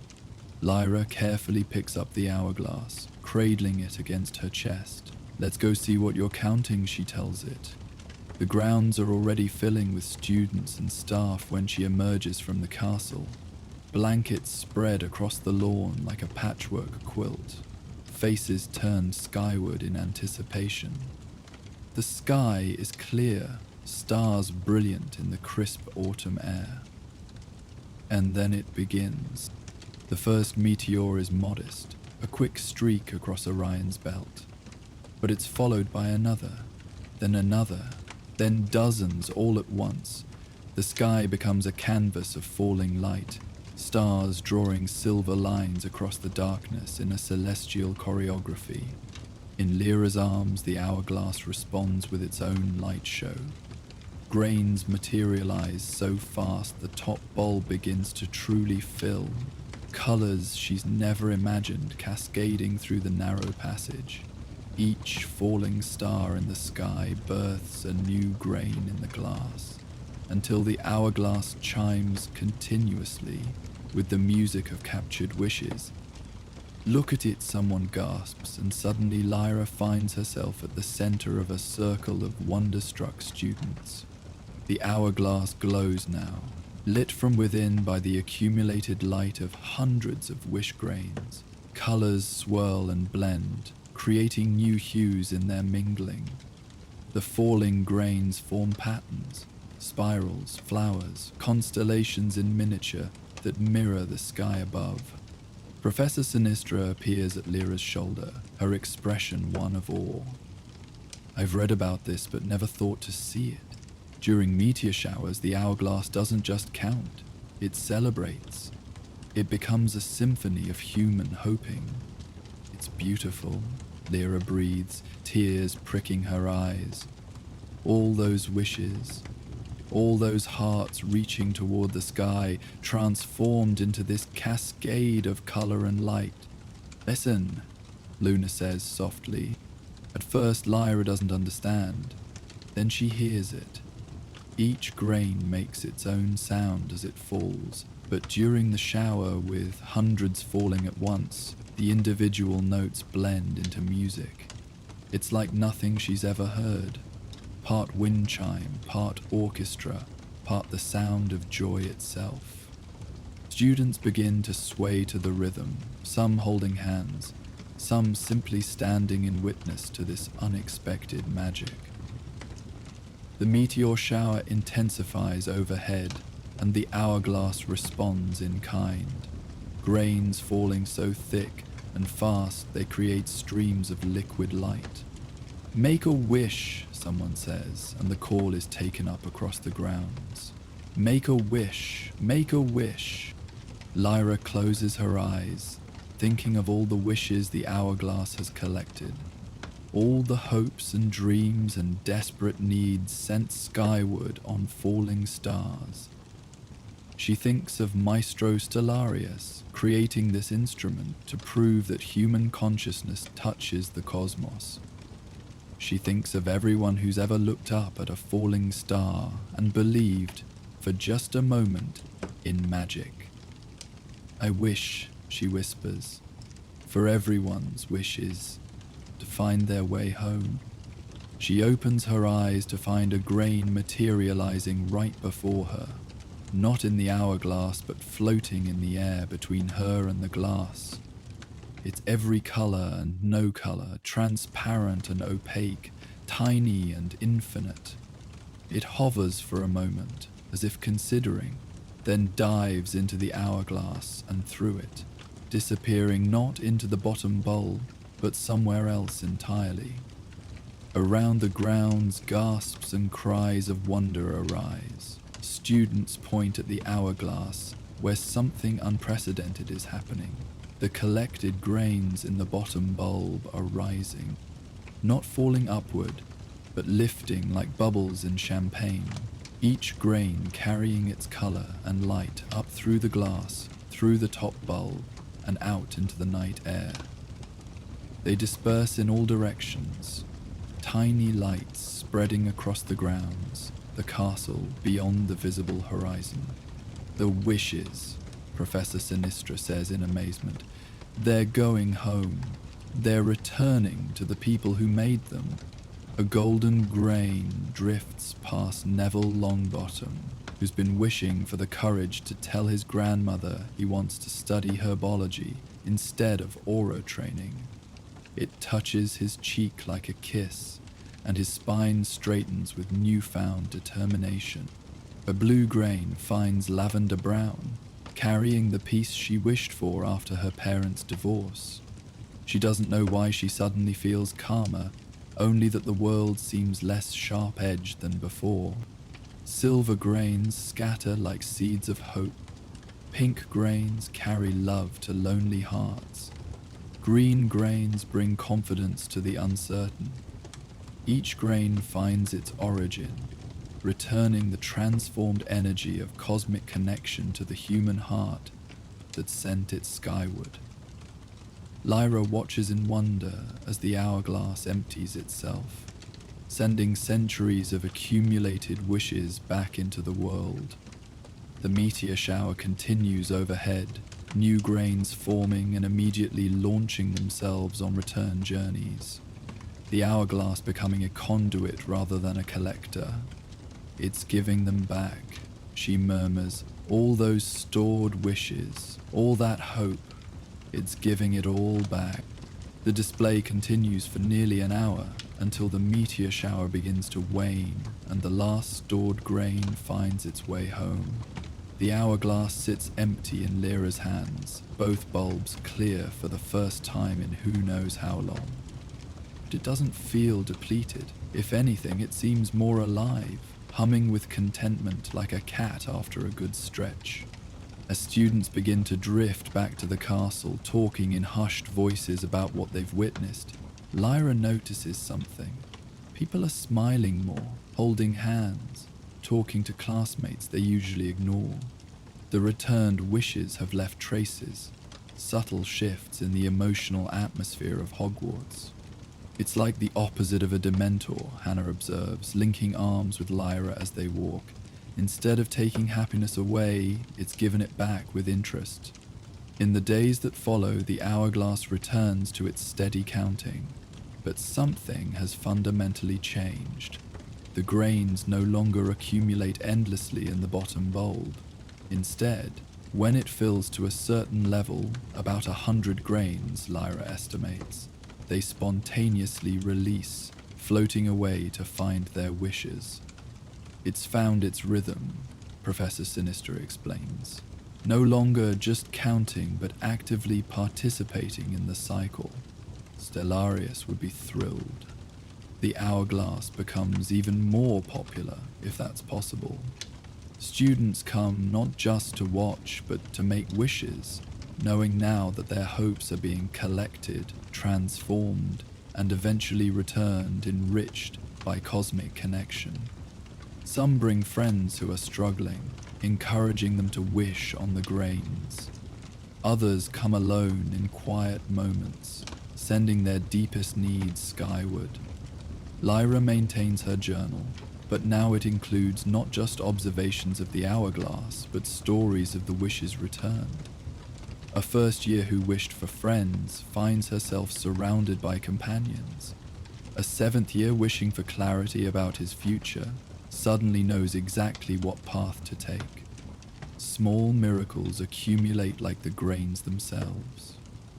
One evening, as November turns to December and the first snow begins to fall, Lyra sits alone with the hourglass in the common room. The fire crackles warmly, and the colored grains cast rainbow shadows on her journal pages. She's been thinking about Maestro Stellarius, about his obsession with proving that wishes matter. "You did it," she tells the empty room, imagining the old astronomer listening. "You proved that every wish counts, that hoping is never wasted. Thank you for leaving this for us to find." A new grain appears, deep purple, a color she's learned means gratitude. It falls with particular grace, chiming sweetly as it joins its fellows. Lyra smiles, understanding the message. As the year progresses, the hourglass becomes woven into the fabric of Hogwarts life. During exams, green grains multiply as students wish for success.